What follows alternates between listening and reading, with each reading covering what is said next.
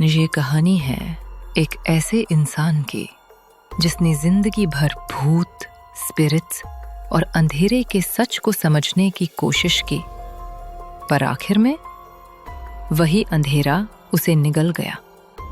ये कहानी है गौरव तिवारी, इंडिया के सबसे मशहूर पैरानॉर्मल इन्वेस्टिगेटर की, जिनकी मौत आज भी एक रहस्य बनी हुई है।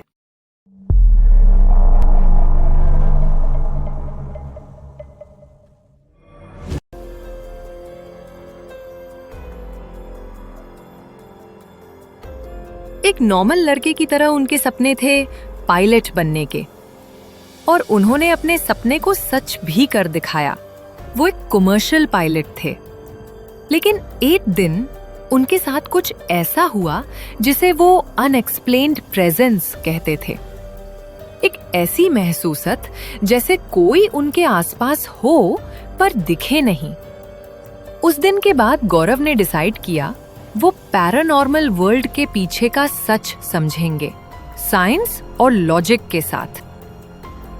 2009 में गौरव ने बनाई इंडियन पैरानॉर्मल सोसाइटी, एक टीम जो भूत प्रेत नहीं, एनर्जीज इन्वेस्टिगेट करती थी, साइंटिफिक डिवाइसेस के साथ। उन्होंने 600 से ज्यादा हॉन्टेड प्लेसेस एक्सप्लोर की, Bhangarh fort, Ramoji film city, Mukesh mills और पुरानी दिल्ली की हवेलियां। टीवी पर उनका नाम छा गया। शोज जैसे भूत आया, फियर फाइल्स और MTV गर्ल्स नाइट आउट में Gaurav Tiwari real life ghost hunter के रूप में नजर आए। उनका मिशन था फियर से फेथ तक, लोगों के दिमाग से डर मिटाना और उन्हें रियलिटी दिखाना। लेकिन जैसे जैसे गौरव अंधेरे में घुसते गए, उनके आसपास एक अजीब बदलाव आने लगा। उन्होंने अपनी वाइफ और फैमिली को बताया था, मुझे लगता है कोई नेगेटिव एनर्जी मुझे खींच रही है। उनकी नींद टूट जाती थी, वो बेचैन रहते थे। उन्होंने कहा था, मैं उस चीज को समझ नहीं पा रहा, पर वो मुझे फॉलो कर रही है। क्या गौरव ने कुछ ऐसा छेड़ दिया था जो इंसानों के समझ से पारे था? फिर आया 7 जुलाई 2016, द्वारका, दिल्ली।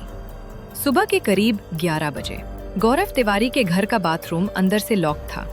उनकी वाइफ ने नॉक किया, कोई जवाब नहीं। दरवाजा तोड़ा गया और अंदर गौरव जमीन पर बेहोश पड़े थे। उन्हें तुरंत हॉस्पिटल ले जाया गया, पर तब तक देर हो चुकी थी। गौरव तिवारी मर चुके थे। पुलिस रिपोर्ट के मुताबिक उनके नेक पर एक पतली सी ब्लैक लाइन थी, जैसे किसी ने गला दबा दिया हो या दम घुट गया हो। ऑफिशियली केस सुसाइड बताया गया, पर उनकी फैमिली मानता नहीं।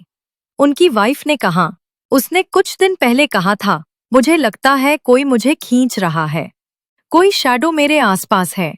उनके फोन में लिखा था, एनर्जी नॉट ह्यूमन।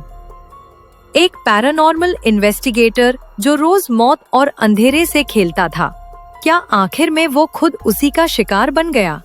गौरव की मौत के बाद 3 थ्योरीज सामने आईं।